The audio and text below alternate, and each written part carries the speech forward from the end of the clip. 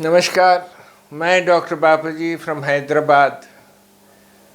I am the chairman of centre for integrated medicine है हैदराबाद में, जहाँ पर एलोपैथिक सिस्टम, नेचुरोपैथी और योगा का समन्वय करके हम लोग 45 साल से प्रैक्टिस कर रहे हैं।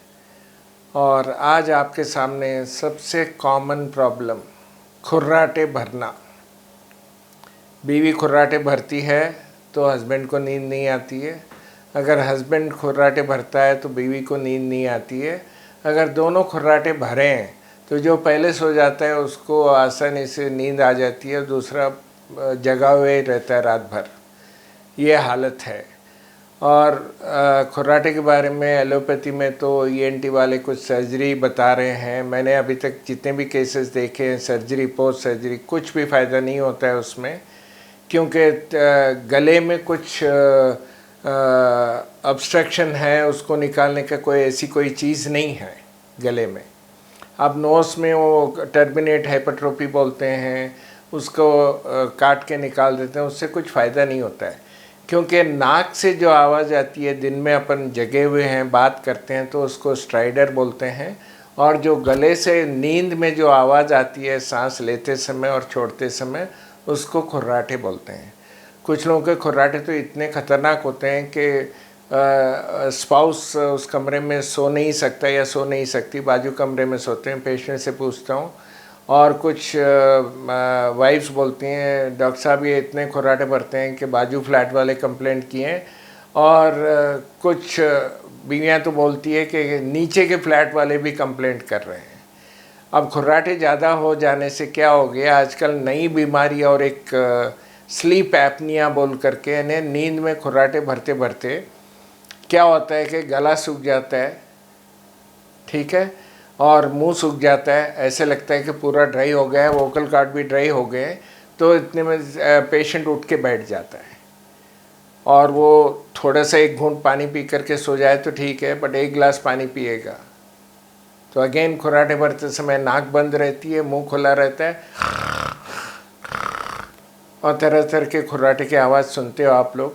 तो इसमें क्या होता है कि जब आदमी सो जाता है तो जीभ पीछे पैरलाइज होकर के पीछे उतर जाती है जब चित्ता लेटते हैं। इसलिए चित्ता लेटना मना है।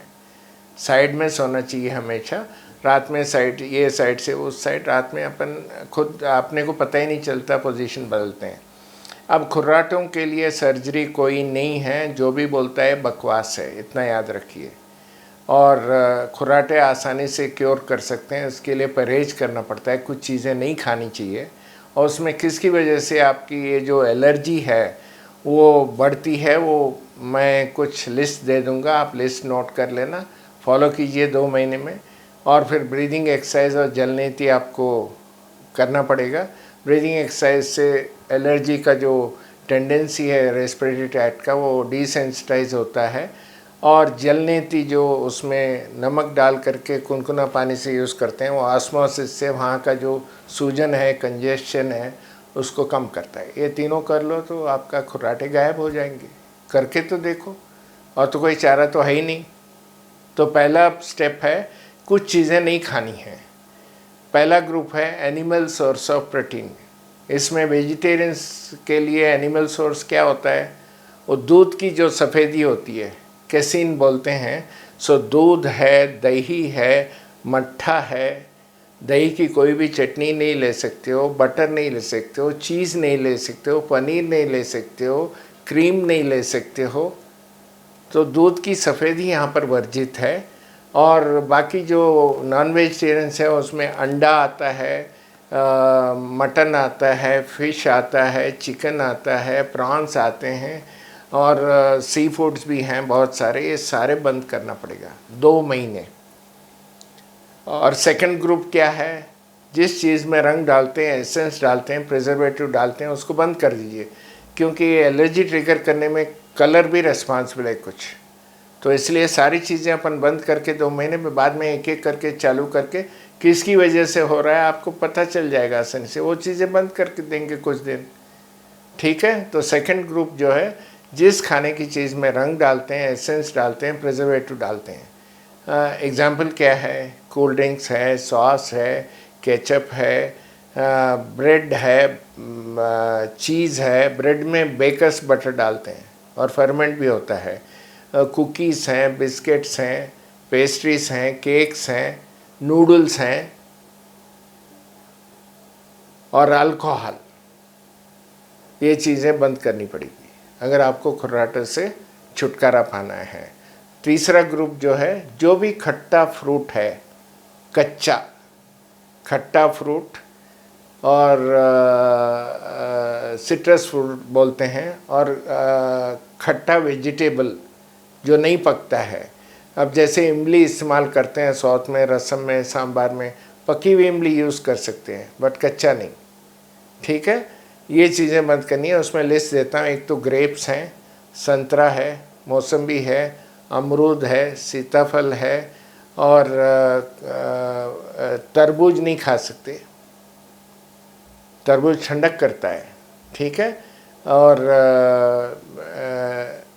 इसमें जितने भी कच्ची इमली है, कच्ची कैरी है, आंवला है, आंवले की कोई चीज़ नहीं। अब इतने मार्केट में इतने आयुर्वेदिक प्रोडक्ट्स आ गए हैं, सब में आंवला होता है। ये चीज़ें बंद करनी पड़ेगी। और ब्रीदिंग एक्सरसाइजेस मैं इसी वीडियो में आपको देता हूँ, देख करके आप कर सकोगे, कोई प्रॉब्लम नहीं है। उसमें खाली 2 ही ब्रीदिंग एक्सरसाइज है, deep breathing exercise to improve your lung capacity, और brisk breathing exercises to desensitize और साइनस को खाली करने के लिए। बस 6 मिनट की एक्सरसाइज होती है। उसके बाद जलनेती कर लेना। जलनेती 4 साल का बच्चा भी 2 मिनट में, हम 3 मिनट में सिखाते हैं उसको। लोगों को डर है पानी कहीं अंदर ब्रेन में चला जाएगा, वो ये सब सारे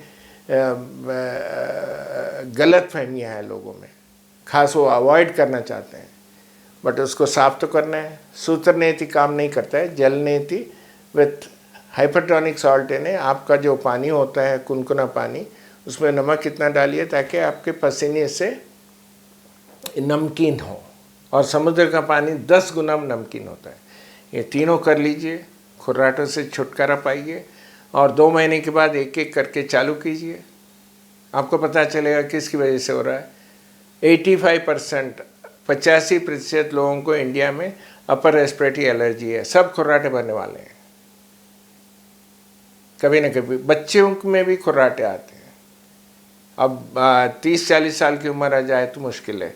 और दूसरी बात है, खुर्राटे दोनों हस्बैंड एंड वाइफ, अगर एक को खुर्राटे एक को नहीं है तो अमेरिका में और यूरोपियन कंट्रीज़ में और डेवलप्ड कंट्रीज़ में खुर्राटों की वजह से डाइवर्स ले सकते हैं।